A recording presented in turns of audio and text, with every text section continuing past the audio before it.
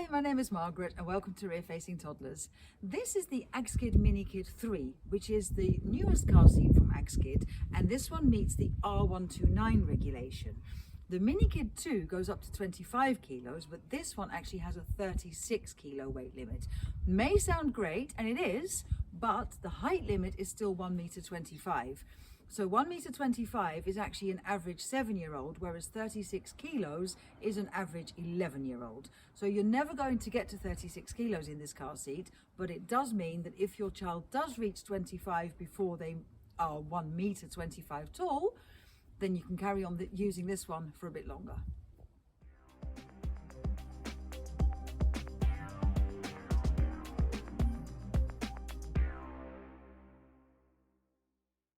Belt-fitted extended rear-facing car seats up to 25 or 36 kilos all use tether straps, and the first thing you need to do before you can install the seat is attach those straps to the runner rails of your car. I've put one of them in already and I'm going to show you how to do the second one.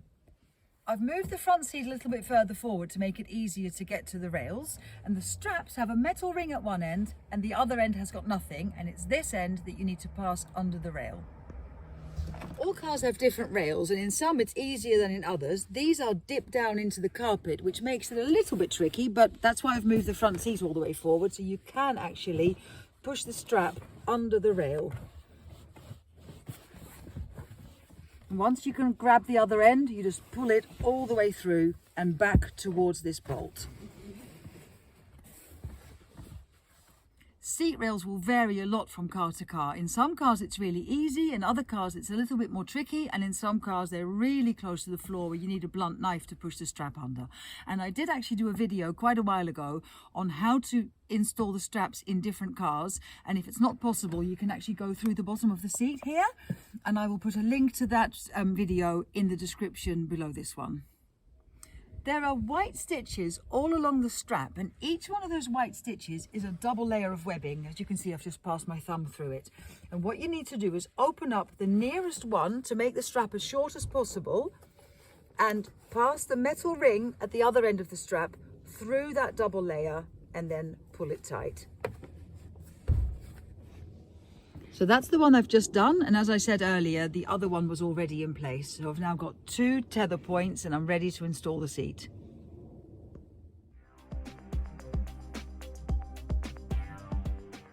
So I've just moved the front seat back so that I can install the Minikid 3 in back-to-back contact with it, and I've positioned the seat on the car. It's lifting up here at the bottom slightly, so I need to extend this leg. And to do that, there's a lever here, just squeeze that lever and the leg just falls down.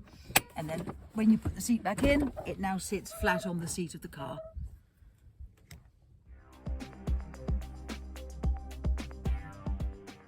The Minikid 3 seatbelt clip is hidden under the cover, and you need to open that cover up. There's a zip here, and you just undo the zip all around and lift up this flap, and that's where the seatbelt clip is. You just open up that clip, ready for the seatbelt to go through. You then pull out the seatbelt. I always take it to the opposite corner so I know I have roughly enough length. Hold it together, pass it in through this hole, and then you just pass the belt straight across, make sure it's lying on the blue clip and it comes out of this hole on the other side. You then buckle it in and pull it tight. You pull it tight by pulling the diagonal part of the belt out of the buckle so that the lap belt part tightens up. And what I like to do is push my hand onto the seat whilst pulling the belt so it's really, really tight. You then hold that tension, pull the belt through from this side, and then you need to make sure that the 2 layers of belt are lying flat in that clip. Hold it tight and then close the clip and push it until it locks. And then you just close that clip and do the zip back up to hide the seat belt and its locking clip.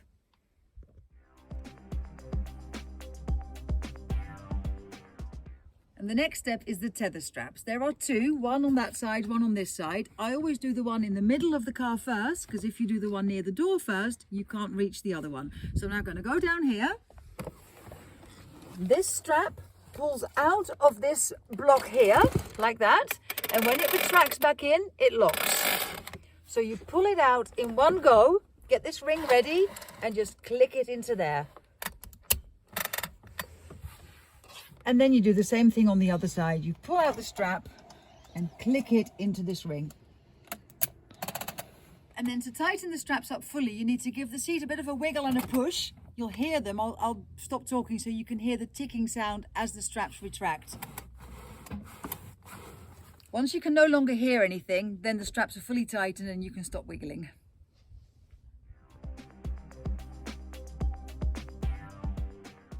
And then you need to extend the support leg to the floor. And you do that by angling the leg out as far as these retaining straps will allow. You then press this button, the leg will fall down, and then you pull it down and out until this button locks into place.